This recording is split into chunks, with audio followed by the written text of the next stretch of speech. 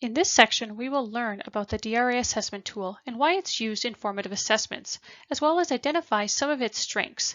This section has one video. At the end of this section, you will have the opportunity to stop and reflect about the following question. What teaching strategies am I already using to monitor students' reading development? So what is the DRA? The DRA stands for the Developmental Reading Assessment. It is a formative reading assessment system that allows teachers to assess students' reading proficiency and monitor changes in their performance after targeted instruction. The DRA assesses students' reading proficiency by looking at three areas: engagement, oral reading fluency, and comprehension. So why is this beneficial? With this type of information, we can plan and teach our students responsively, meaning that we can provide targeted small group instruction that meets our students' individual needs. This information also allows us to systematically monitor our students' reading development and communicate information to members of our school team, as well as to parents. Teachers administer the DRA to each student individually and in one sitting. They record each student's responses and behaviors in each of the three areas. In reading engagement, the assessment starts with a brief teacher-student conference aimed at assessing students' reading engagement.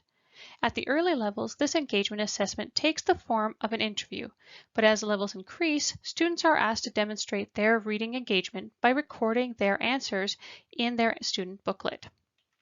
For oral reading fluency, during this portion of the assessment, students will read a portion of the text. During this time, teachers will keep a running record where they will record students' reading behaviors, including expression, phrasing, reading rate, accuracy, and record any miscues and self-corrections. Depending on your student's reading level, they will either continue reading the next text with their teacher or they will read the rest of the text on their own.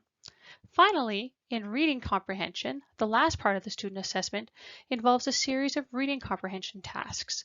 Once again, depending on the student's level, this portion will either be in the form of a student interview or in a written form. Finally, a teacher analysis takes place. Once completed, teachers analyze the information they gathered throughout the assessment process by completing the teacher observation guide and the DRA continuum. The use of effective assessments, both formative and summative, allow teachers to monitor students' progress, provide useful feedback, and help to ensure that all students are moving towards mastery, which in a reading classroom is reading proficiency. Most teachers are already doing a number of things to monitor students' reading development. The DRA is simply a common tool used by CQSB schools to assess students during a targeted assessment period. It is important to keep in mind that the DRA is one tool that we can use to assess students' reading proficiency. It, however, shouldn't be the only tool we use. The DRA is simply one of the tools that we can use to monitor and track that development. Think of the DRA as a snapshot of how our students are reading a specific type of text at a specific moment in time. Just like a snapshot, a single assessment like the DRA can only tell us part of the story. Another point to keep in mind is that after the assessments, students aren't assigned to a reading level. You can't level a reader, you can only level a text. So a student may have demonstrated an ability to read independently short fiction text at a level 30. It doesn't make that student a level 30. It simply means that the fiction books within the level 30 range have characteristics that fit with the strengths of where this student is at independently.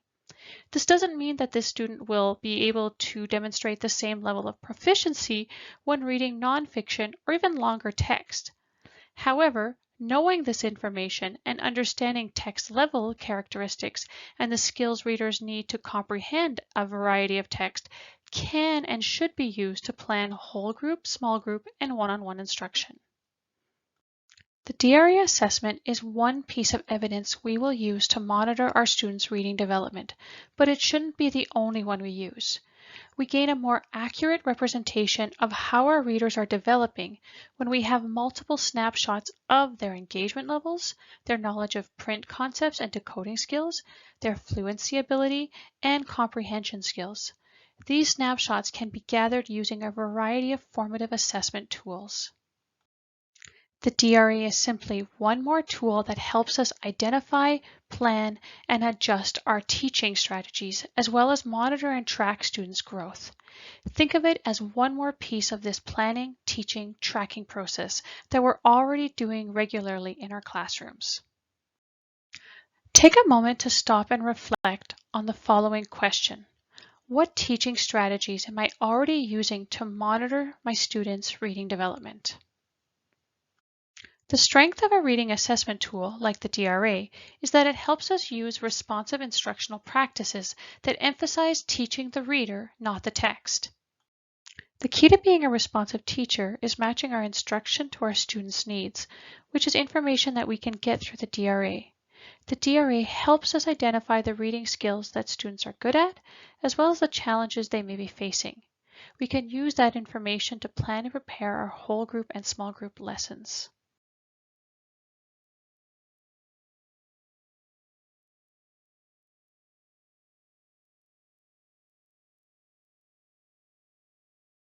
By knowing our students' reading profiles, we can better plan our whole group instruction as well as our small group or guided reading activities, which includes targeted interventions and our enrichment activities.